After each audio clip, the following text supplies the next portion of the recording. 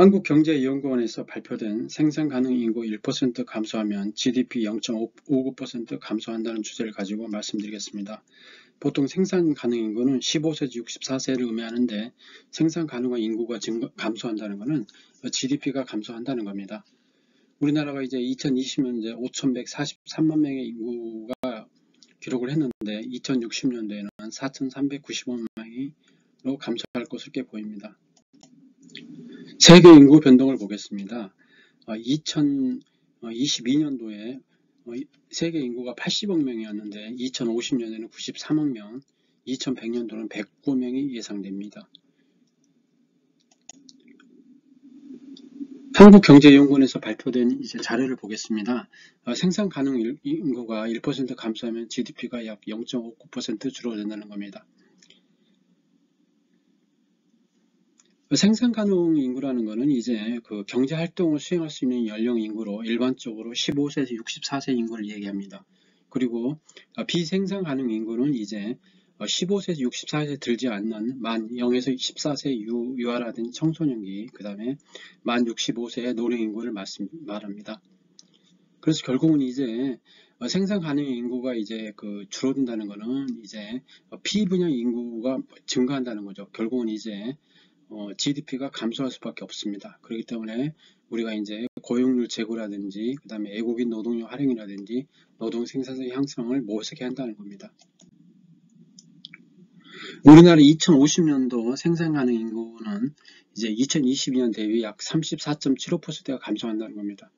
반면에 이제 피부양 인구는 2022년 대비 약 44.67% 증가한다는 겁니다. 2050년도에 우리나라 인구 예상이 4,577만 명으로 2022년도 5,181만 대비 약 11% 감소할 것으로 전망됩니다. 생산 가능 인구가 현재는 많지만은 결국은 이제 생산 가능 인구가 줄어들고 반면에 이제 피부양 인구가 늘어나기 때문에 결국은 이제 그 갭차가 이제 벌어져 가지고 생산 가능 인구가 이제 적어진다는 거죠. 우리나라 이제 추계 인구를 보겠습니다. 2000년도에 4,700만 명을 기록을 했습니다.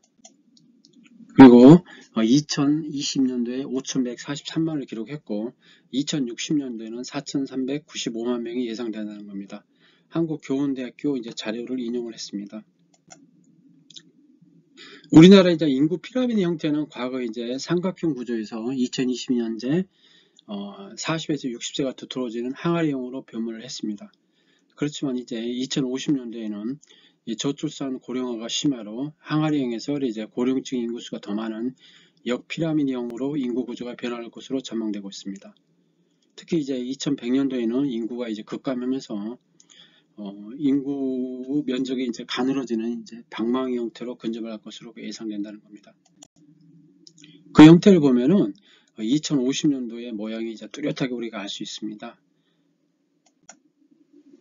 2050년대를 보면은 역시 50대, 60대, 70대, 80대가 굉장히 두꺼워지는 거죠. 반면에 이제 0에서 20세까지는 굉장히 줄어드는 걸 볼 수 있습니다. 결국은 이제 한국경제연구원에서 주장하는 것은 이제 생산 가능 인구가 1% 감소하면 GDP는 0.59% 감소를 한다는 겁니다. 그래서 2050년도 GDP는 2020년 대비 약 28.38% 감소할 수 있다는 겁니다. 결국 이제 경제의 중추적 역할을 담당하는 생산 가능 인구는 줄고 부양할 인구는 늘어남에 따라서 재정 부담이 증가하고 미래 투자 감소 등 경제 활력이 저하되면서 GDP에 부정적 영향을 미친다는 겁니다. 결국은 어떤 특단의 조치가 없다고 그러면은 부동산 가격도 영향을 미칠 수밖에 없다고 생각합니다. 인구 구조 변화에 따른 GDP 변화 추정을 좀 구체적으로 보겠습니다. 2022년도에 생산 가능 인구가 3,675만 명이었는데 2050년도에는 2,398명으로 많이 준다는 얘기죠. 반면에 이제 피부양 인구는 2022년도에 1,505만 명이었는데 2050년에는 2,178만 명으로 증가한다는 겁니다. 결국은 이제 65세 인구가 굉장히 증가한다는 거죠. 그래서 이제 GDP가 이제 감소한다는 겁니다. 결국 이제 고용률을 제고한다든지 애국인도를 활용한다든지 노동 생산성 향상을 통해서 이 난국을 타개를 해야 한다는 거죠.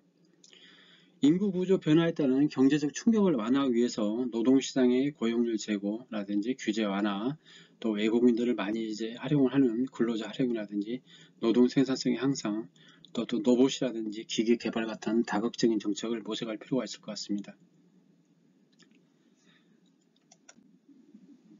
지금까지 이제 2050년도, 2100년도에 우리 한반도의 이제 남한 인구가 많이 감소한다는 걸 볼 수 있습니다. 2050년이면 앞으로 이제 7, 8년 남았는데 우리가 이제 준비를 꼭 해야 할 것 같습니다.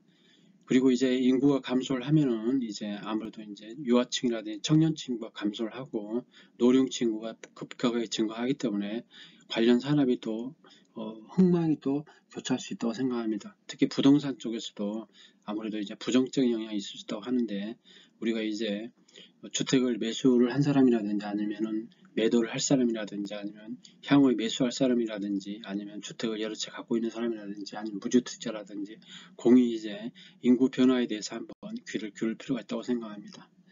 매수 매도 추천은 아니며 단순 참고하시기 바랍니다. 감사합니다.